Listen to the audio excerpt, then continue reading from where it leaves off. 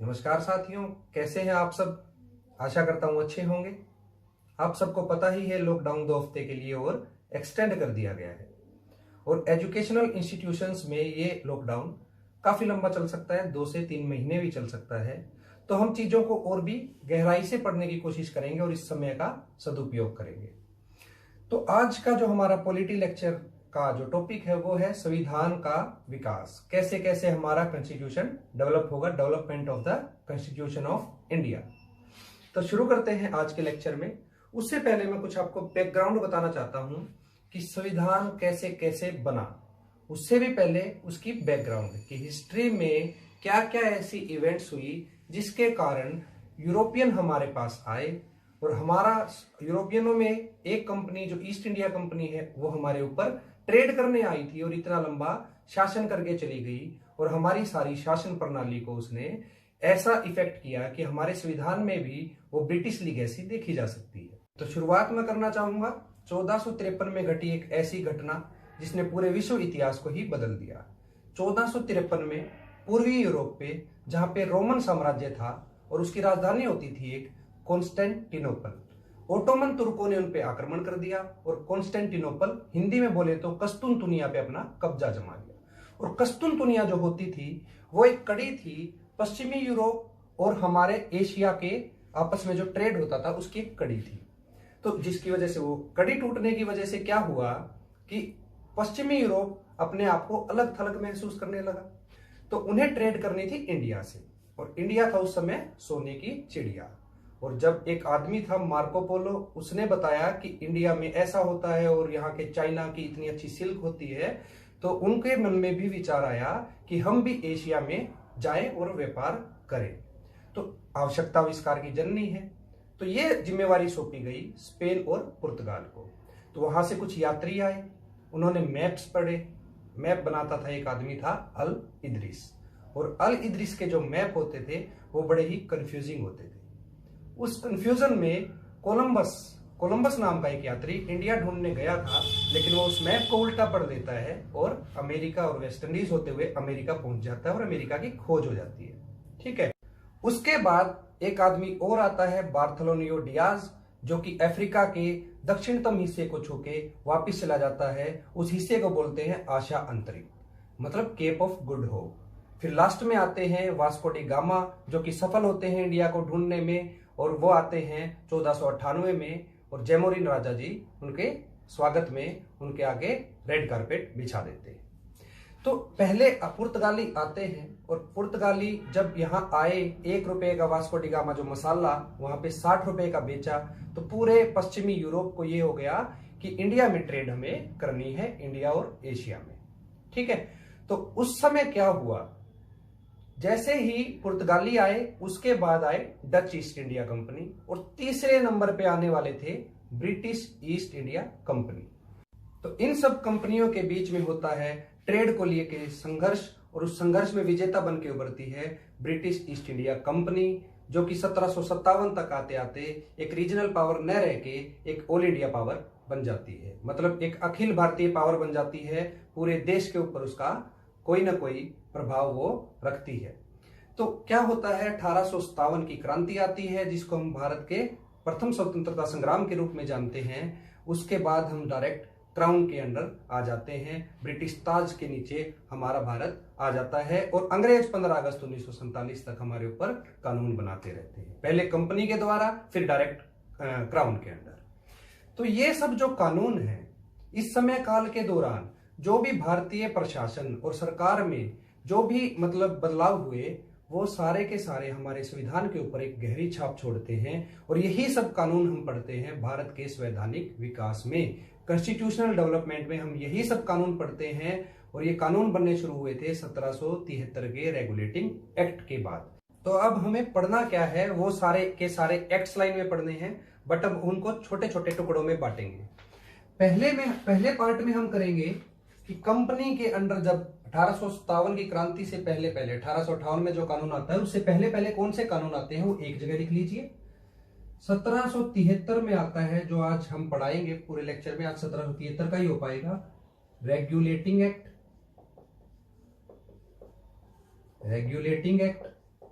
1781 में एक आएगा एक्ट ऑफ सेटलमेंट, और 1784 में एक और एक्ट आएगा जो कि 1773 और 81 की कमियों को दूर करेगा, वो है Pitt's India act. Pitt's India act, ठीक है। उसके बाद क्या होता है, 1793 से ब्रिटिश पार्लियामेंट चार्टर अधिनियम शुरू कर देती है इंडिया के लिए। तो 1773 में पहला चार्टर अधिनियम आता है, अधिनियम, चार्टर अधिनियम 1793। हर 20 साल के बाद आता था 1813 का चार्टर अधिनियम, 1833 का चार्टर अधिनियम और 1853 का चार्टर अधिनियम। चार्टर अधिनियम सिर्फ यही चलेंगे, और इसके बारे में भी बताऊंगा कि चार्टर अधिनियम होते क्या है, एक बार सारे के सारे एक जगह पे नोट कर लीजिए। 1857 में अभी तक क्या किया कि चार्टर दिया, कंपनी को चार्टर दिया ब्रिटेन की महारानी ने कि 20 साल तक राज कर सकते हो। कैसे कैसे करोगे, 20 साल तक इंडिया में कैसे कैसे राज करोगे, फिर कैसे कैसे करोगे। लेकिन 1853 में बोल दिया कि जब तक क्राउन चाहे, मतलब जब तक वो कंपनी आगे, यहां पे 20 साल की कोई भी लिमिट नहीं रखी गई। तो होता क्या है, 1857 में हो जाती है क्रांति, जिसको आप बोलते हो फर्स्ट वार ऑफ इंडिपेंडेंस।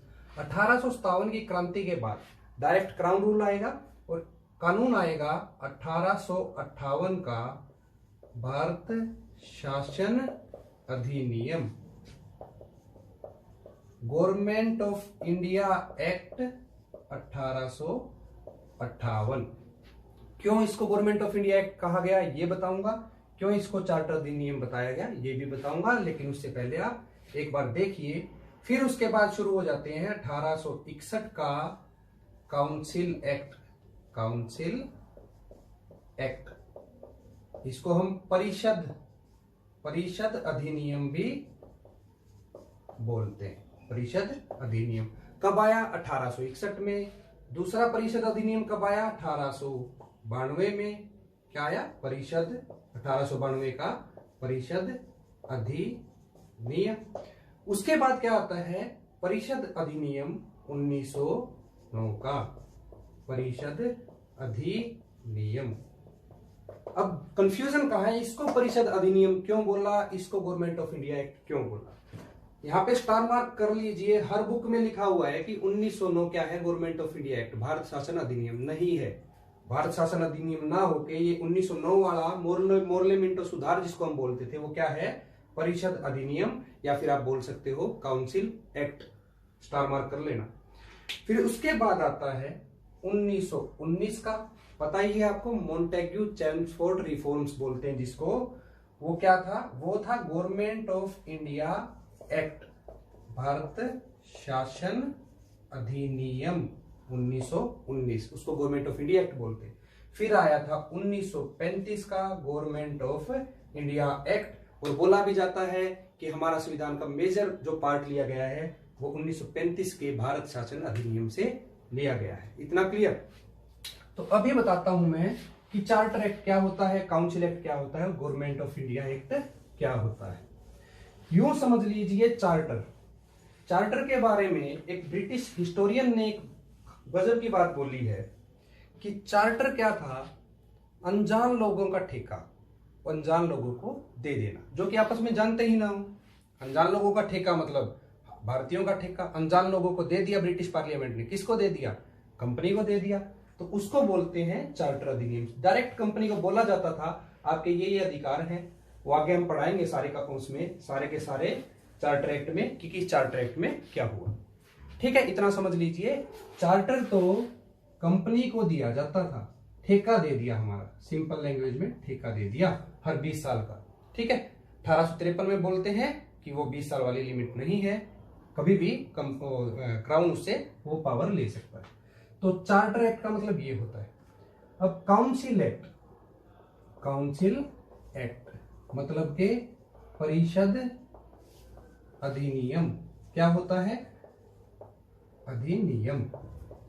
तो क्या होता है कि गवर्नर जनरल की परिषद, जो मैं आज बताऊंगा कब से काउंसिल शुरू होती है, 1773 में ही शुरू हो जाती है, उस काउंसिल में सदस्य बढ़ाने और कम करने, वो सारा चीजें कहा है काउंसिल एक्ट। जिस भी एक्ट में गवर्नर के जो सदस्य हैं, नीचे मेंबर्स हैं गवर्नर की काउंसिल में, उस काउंसिल में बदलाव होगा तो वो है काउंसिल एक्ट। ठीक है, इतना समझ में आया। चार्टर एक्ट क्या होता है, काउंसिल एक्ट का क्या होता है, कंफ्यूजन बिल्कुल दूर हो जाएगा।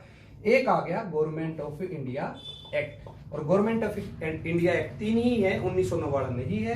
कौन कौन से हैं, 1858 वाला है गवर्नमेंट ऑफ इंडिया एक्ट, 1919 वाला है जिसे मोंटेग्यू चेम्सफोर्ड बोलते हो आप, और उसके बाद क्या आता है 1935, जिससे संविधान का ज्यादातर ढांचा लिया गया है। इतना समझ में आया। गवर्नमेंट ऑफ इंडिया एक्ट क्यों बोलते हैं कि गवर्नमेंट में जब बहुत सारे चेंज आ जाएं, जब गवर्नमेंट की स्ट्रक्चर ही चेंज करनी है तो उसको बोलेंगे गवर्नमेंट ऑफ इंडिया एक्ट। जब काउंसिल के सदस्य ऊपर नीचे करने हैं कम ज्यादा तो बोलेंगे काउंसिल एक्ट। और चार्टर मतलब ठेका दे देना, कंपनी को जब ठेका दे देती थी, जब तक कंपनी थी तब तक ये चार्टर अधिनियम चलेंगे। हर 20 साल बाद आया था, 1893, 1813 सॉरी 1793, 1813, 1833 और 1853। ठीक है, और हमारे गवर्नमेंट ऑफ इंडिया एक्ट ध्यान रखना सिर्फ 3 ही है, 1909 वाला नहीं है। मैं क्यों बार बार बोल रहा हूं, किसी भी बुक में आप चेक कर लोगे ना, वो नहीं मिलता। 1909 को बोल रहे हैं वो गवर्नमेंट ऑफ इंडिया एक्ट, जिसको हम गवर्नमेंट ऑफ इंडिया एक्ट ना बोल के उसको हमें काउंसिल एक्ट बोलना चाहिए। इतना क्लियर है। तो अब हम करेंगे रेगुलेटिंग एक्ट ऑफ 1773, जो कि हमारा पहला एक्ट है जो कि ब्रिटिश पार्लियामेंट ने इंडिया में बनाया। क्या था, रेगुलेटिंग एक्ट। रेगुलेटिंग एक्ट नाम से ही समझ में आ रहा है, to regulate the company, regulate करने के लिए, नियंत्रण करने के लिए बनाया। क्यों बनाया, पहले हम बैकग्राउंड समझेंगे, उससे चीजें क्लियर हो जाएंगी कि क्यों सुप्रीम कोर्ट बनाया, क्यों गवर्नर की काउंसिल बनाई। डायरेक्ट वो चीजें पढ़ने से, वो हर बुक में लिखी हुई है, वो आप घर पे भी पढ़ सकते हो। चीजों को थोड़ा समझने की कोशिश करो। तो इसकी बैकग्राउंड स्टोरी क्या है, क्या पृष्ठभूमि है, क्या इंग्लैंड में हो रहा था और क्या इंडिया में हो रहा था। तो कंपनी के एक बार स्ट्रक्चर समझ लेते हैं। कंपनी में ऊपर होता था कोर्ट ऑफ डायरेक्टर्स, कंपनी इससे पहले भी तो मैनेज हो रही थी, कोर्ट ऑफ डायरेक्टर्स। ठीक है, कोर्ट ऑफ डायरेक्टर्स। उसके नीचे जो लोग होते थे, तो जैसे शेयर होल्डर्स आज होते हैं, ये हो गए जैसे आज के किसी भी कंपनी के बोर्ड ऑफ डायरेक्टर्स, मतलब बड़ी बड़ी पोस्ट पे होते हैं जिनके ज्यादा शेयर होते हैं। तो नीचे क्या होते थे, जो शेयर होल्डर्स हैं, क्या बोलते थे उनको, court of proprietors, court of directors and court of proprietors. तो ये सब ऐसे ही कंपनी चलती थी। ये शेयर होल्डर थे, ये डायरेक्टर्स थे। तो कंपनी के जो एम्प्लॉयज थे, ठीक है, कंपनी के जो एम्प्लॉयज थे, उनको तनख्वाह बहुत ही कम दी जाती थी, बहुत ही लेस सैलरी थी उनकी। और उनको लेकिन कहा गया था कि तनख्वाह तो हम ज्यादा नहीं देंगे, प्राइवेट ट्रेडिंग आप कर सकते हो, जिसकी वजह से बहुत ज्यादा करप्शन बढ़ गया। कंपनी के एम्प्लॉयज ने क्या किया कि कंपनी के पैरेलल अपनी ट्रेड करने लग गए, और कंपनी वाले जब जाते थे वहां पे अपने घर पे, तो ब्रिटिश जो लोग होते थे वहां पे जो रहते थे, उनको बड़ी जेलसी होने लग गई। तो क्या हुआ कि करप्शन बहुत ज्यादा हो रहा था। First point is corruption. साथ साथ 1770 में क्या हुआ, अकाल पड़ गया, ड्रोट हो गया इंडिया में। तो अकाल पड़ेगा तो क्या होगा, रिवेन्यू कम हो गया, रिवेन्यू बहुत ज्यादा कम हो गया। तो इन सब की वजह से तीसरा एक और रीजन था, ब्रिटिश जो कंपनी थी ईस्ट इंडिया कंपनी, वो युद्धों में बहुत ज्यादा युद्ध लड़ रही थी, और युद्धों में उनका बहुत ज्यादा लॉस हो रहा था। तो पहला पॉइंट है, करप्शन बहुत कर रहे थे तो कंपनी को लॉस, रिवेन्यू कम आया तो भी कंपनी को लॉस, और युद्ध में ज्यादा इन्वेस्ट कर रहे थे तो कंपनी को लॉस। तो ये लॉस इतना हो गया कि 1772 में कंपनी इंग्लैंड की पार्लियामेंट से लोन मांगती है, कितना, 10 लाख पाउंड का, 10 लाख पाउंड का या 1 मिलियन पाउंड का लोन मांगती है। जो कंपनी अभी तक प्रॉफिट ब्रिटिश गवर्नमेंट को दे रही थी, 4 लाख पाउंड के आसपास पहुंच गया था, वही कंपनी अपने आप को लॉस में दिखा के 10 लाख पाउंड मांगती है। अब हुआ क्या कि वो देख रहे हैं कि भाई यहाँ के जो एम्प्लॉयज हैं इस कंपनी के, वो तो यहाँ पे आके बड़े बड़े मतलब इस तरह के गाने गाने लग गए, मुंबई से आया मेरा दोस्त, ब्रिटेन में जाके भी मुंबई से आया तो कुछ कमा के आया है।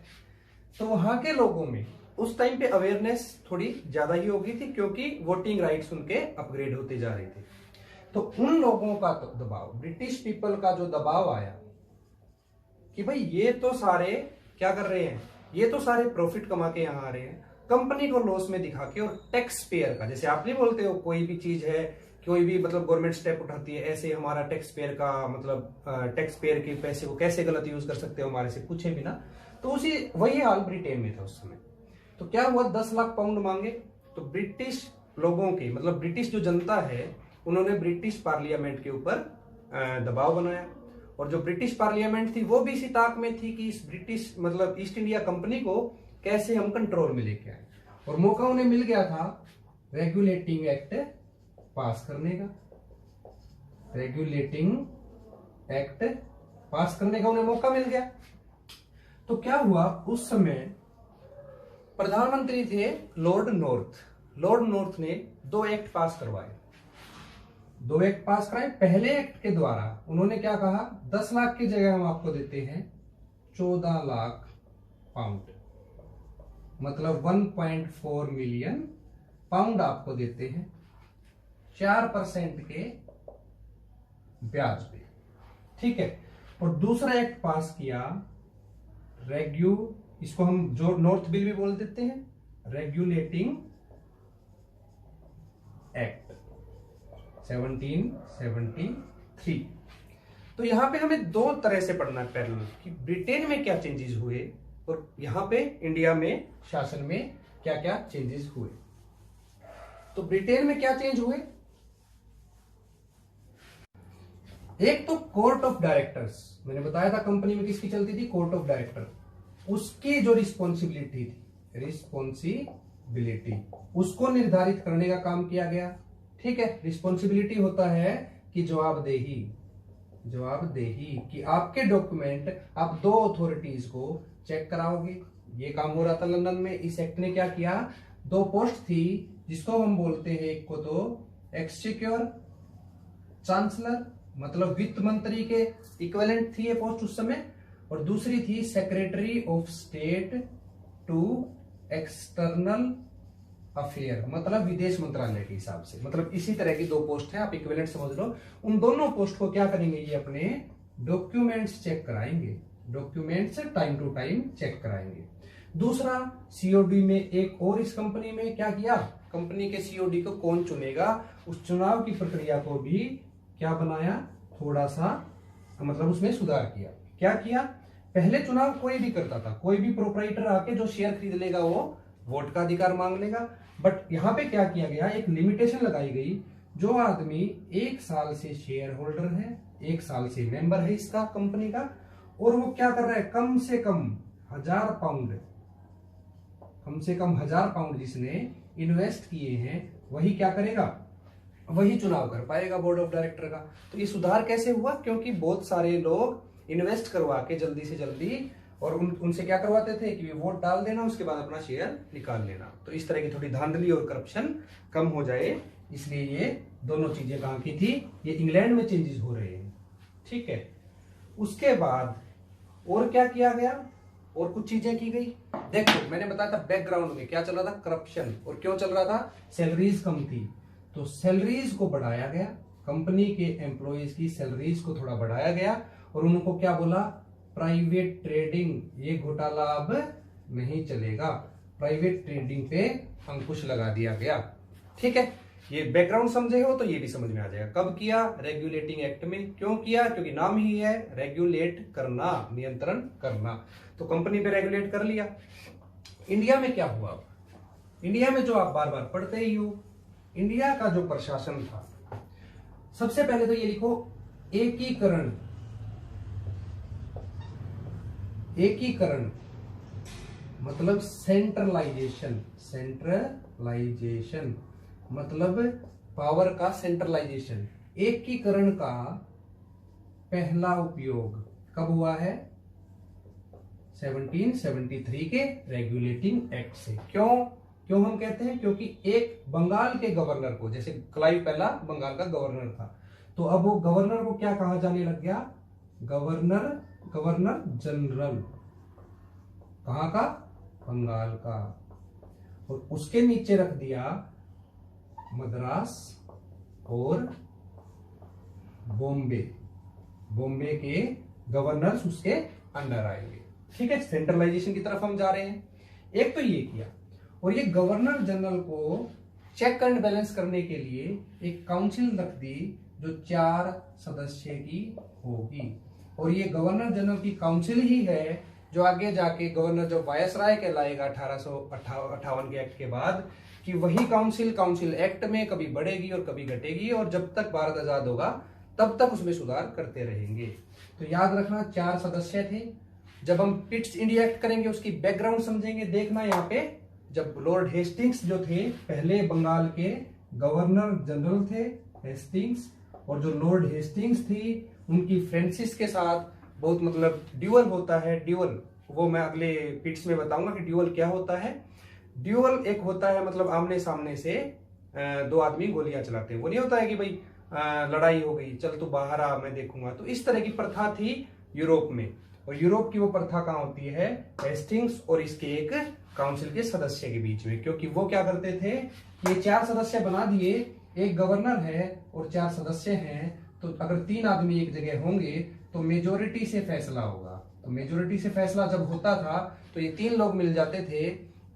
तो मैं बताऊंगा कैसे फ्रांसिस को गोली मारता है वारेन हेस्टिंग्स अगली क्लास में।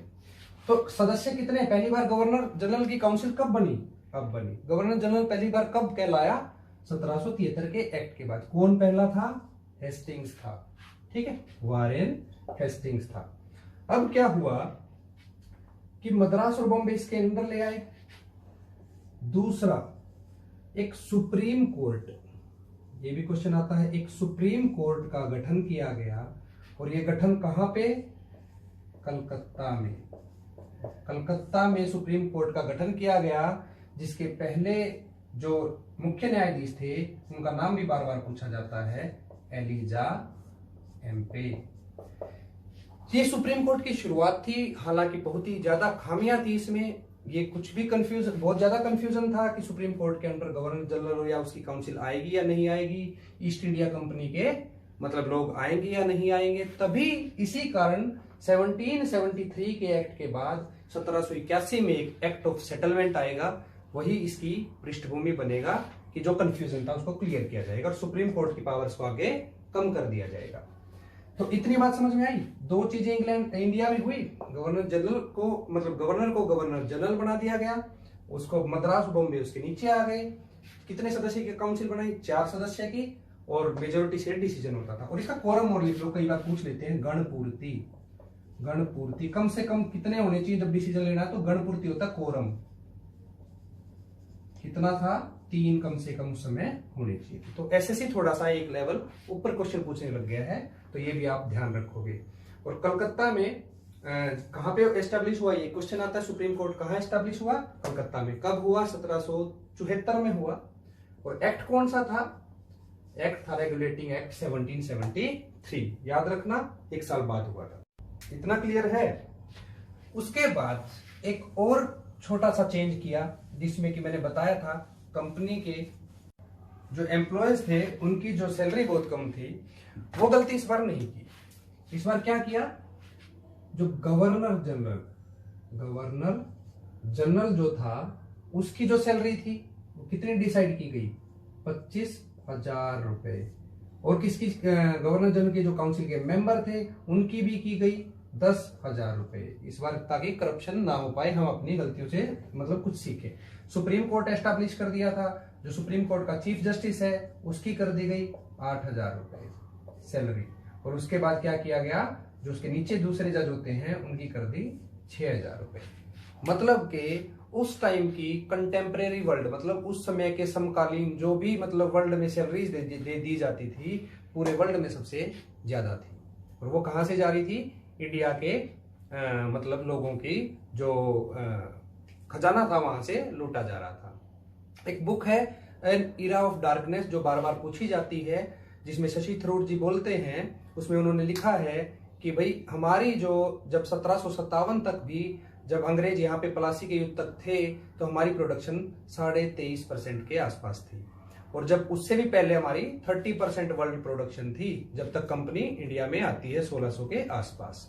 तो उस जब अंग्रेज यहाँ से हमें छोड़ के गए तो 3.5% पे छोड़ के गए थे। तो उन्होंने उसमें लिखा हुआ है कि कितना ज्यादा उन्होंने लूटा, और उन्होंने अंग्रेजों ने हमें लूटा, उसके लिए हम रिपैट्रिएशन क्लेम कर रहे हैं। बहुत ज्यादा न्यूज में चली है, ये बुक भी न्यूज में चली है, और शशि थरूर का नाम भी पूछा जाता है, उन्हें अवार्ड भी मिला है। तो आज के लिए इतना ही, अगले में करेंगे, अगले लेक्चर में हम करेंगे कि भाई एक्ट ऑफ सेटलमेंट जो जो प्रॉब्लम्स थी मैंने बताया 1781 तक आते आते इतनी प्रॉब्लम हो जाएंगी, तो एक्ट ऑफ सेटलमेंट। और एक और करेंगे अगले लेक्चर में हम पिट्स इंडिया एक्ट, कैसे उन दोनों का ड्यूअल होता है। मैंने बताया ड्यूअल एक प्रथा थी कि बाहर आके दोनों एक दूसरे पे गोली चलाते थे, कैसे हेस्टिंग्स गोली चला देता है, फ्रांसिस हार के घर चला जाता है अपने वापिस इंग्लैंड में, वो सारी चीजें हम अगले लेक्चर में पढ़ेंगे, बिल्कुल कहानी के द्वारा पढ़ेंगे।